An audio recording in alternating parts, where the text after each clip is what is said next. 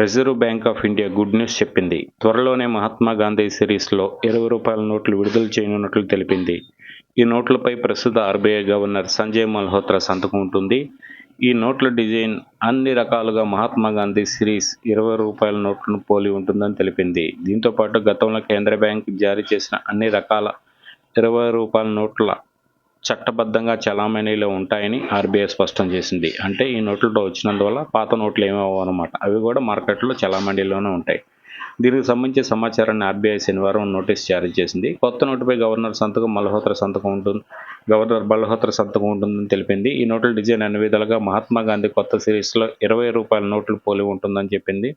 కొత్త note design ప్రస్తుత note కంటే కొద్దిగా భిన్నంగా ఉండవచ్చు. మీరు దీనిలో కొన్ని కొత్త లక్షణాల రంగులను చూస్తారు. నోట్లో మహాత్మా గాంధీ చిత్రం మునుపటి కంటే స్పష్టంగా కనిపిస్తుంది. Water mark, security thread, number patterns మరింత బలోపేతంగా ఉంటాయని ఆర్బీఐ స్పష్టం చేసింది. మరి